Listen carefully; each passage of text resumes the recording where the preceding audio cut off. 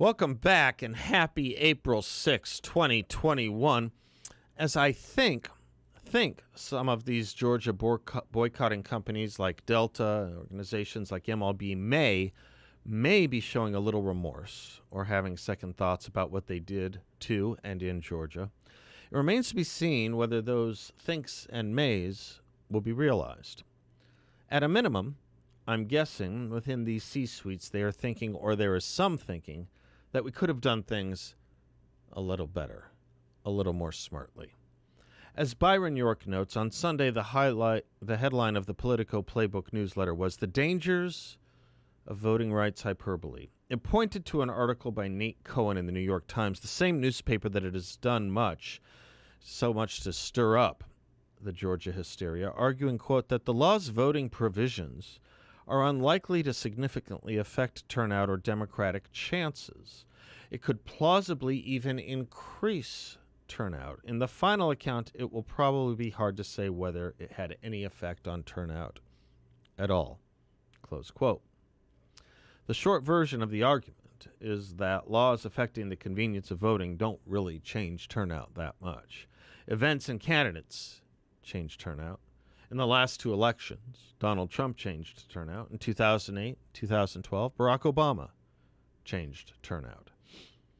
Politico also pointed to a Twitter thread by Slate's Will Salatin, assessing that the law had some good parts, some bad parts, and some overhyped parts. One could take issue with some of Salatin's points, for example, his criticism that the law mandates a shorter window to request an absentee ballot. The old law allowed Georgia voters to request an absentee ballot 180 days before an election, which for a presidential election would mean requesting a ballot in May, when candidates have not even been formally chosen for a November election. Why is it a bad thing to change the date to August, as the new law did? On the other hand, Salatin praised the law because it requires at least one drop box per count, expands days, hours available for early in-person voting, requires polls with long waits to add staff or another precinct, and contains an online option for ballot applications already begun but now formalized.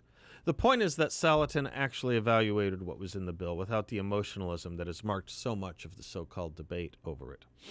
It's a small set of voices, but they are good for internal common sense types in the C-suites of these corporations to be able to point to and circulate.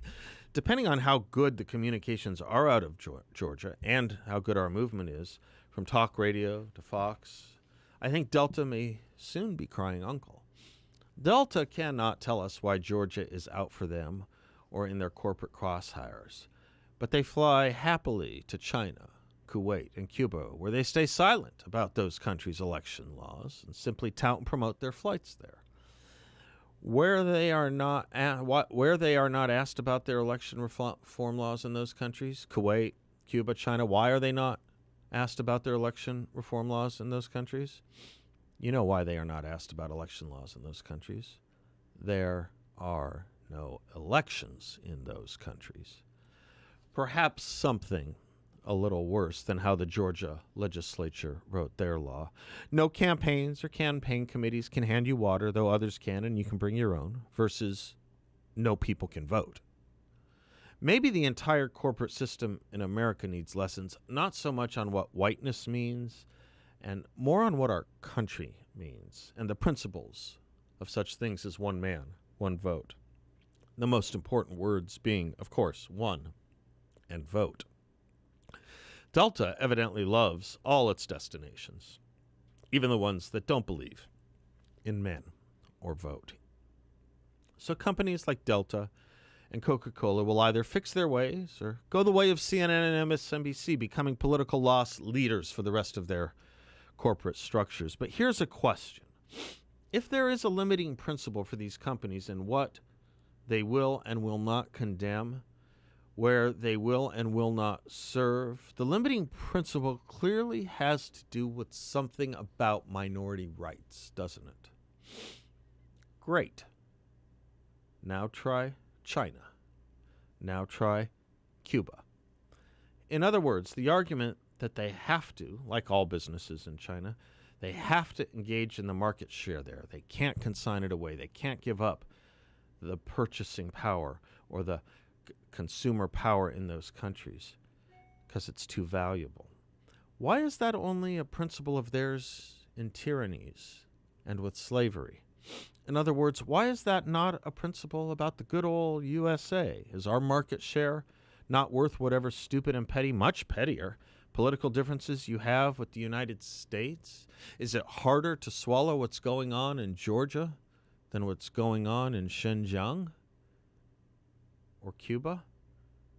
In other words, why are eyes wide open and financial spigots turned off here, but the eyes are shut and locked tight, and the financial spigots are turned on in tyrannies? They condemn the United States. They celebrate China.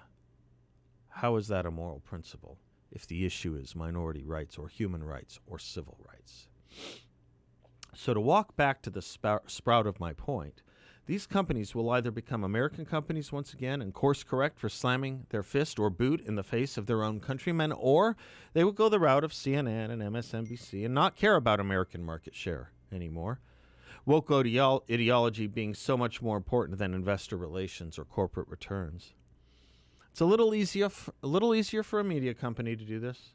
It's a little harder for other general corporations to, of a sudden, become niche interests and financial concerns. They may go there, but I'm agnostic. The tea leaves of the recent past, however, showing the trajectory of the drippings of the woke, are not encouraging. John Hinderaker summarizes all this from the blog Powerline, quoting another. Herewith a short course in wokeism that includes a happy ending. What were the execs of these mighty companies thinking, these knights of the boardroom, these capitalist geniuses, these moral nonpareils, when they canceled Atlanta's turn to host the Midsummer All-Star Game to protest Georgia's passage of a law that requires voter ID? Surely that they were striking a righteous blow against systemic racism, no? And then the rest of the world realized almost immediately that Major League Baseball requires online ticket buyers to show ID when they pick up their tickets at any stadium, and that Delta Airlines requires passengers, never mind employees, to show ID before being allowed to fly in one of their airplanes, and that various other corporations snookered into this latest hustle, such as Nike, Coca-Cola, and Calvin Klein, support forced labor in Asian nations that manufacture their products and have no elections. But who expects moral consistency from virtue signaling corporations? No one. Wokeness emerged on the scene in 2014 when the feckless teenager Michael Brown was shot to death by police officer Darren Wilson upon arrest in Ferguson, Missouri, an event that kicked off the Black Lives Matter movement. The moral panic BLM ignited proved to be a spectacularly effective device for repelling the truth of the situation, and many more like it, which was that Michael Brown resisted arrest, fought with, and menaced Officer Wilson before getting shot. And now, of course, we have George Floyd, so we can pour oil on this gas. With the help of their allies in the news media and the coddled faculty ideologues on campus, the Democrats fed this moral panic until it grew into an historic mass hysteria, every bit as insane as the witchcraft hysterias of the Middle Ages in Europe. Then Mr. Trump came along, and the insanity was dialed up to 11, beginning with the Russian collusion hoax and continuing throughout Trump's term in office. They kept it up for 4 years, using every device in the bureaucracy to drive Mr. Trump from office while deliberately gaslighting, hoaxing, misdirecting, and bamboozling the public. In the process, the Democratic Party became hostage to the worst elements among its supporters and foot soldiers: the race hustlers, the gender deranged, the criminal sociopaths, the limousine Marxists, the Wall Street swindlers, the Silicon Valley megalomaniacs, and even America's foreign adversaries, as evidenced by the Biden family's lucrative dealings with the party that runs China. All social hysterias run their course. They run out of new gags and out of new recruits. Their tropes grow tiresome, even comical, such as the woke mainstays of racism, misogyny, and white supremacy. Their promptings reveal themselves as obviously dishonest. The punishments they seek seem increasingly warped and sadistic. Their behavior they induce begins to look patently insane. Is that where America and Americans stand right now? Not sure yet. I am sure Americans are realizing when it comes to things like, at least, immigration, the WHO had it right. Meet the new boss, same as the old boss. The question is, will we stop bowing to the new revolution, or will we get fooled again? And will we see a cessation of bowing when the next wave of wokeness takes hold? What will it be? Probably transgendered children in school sports. I can't imagine that will prove acceptable.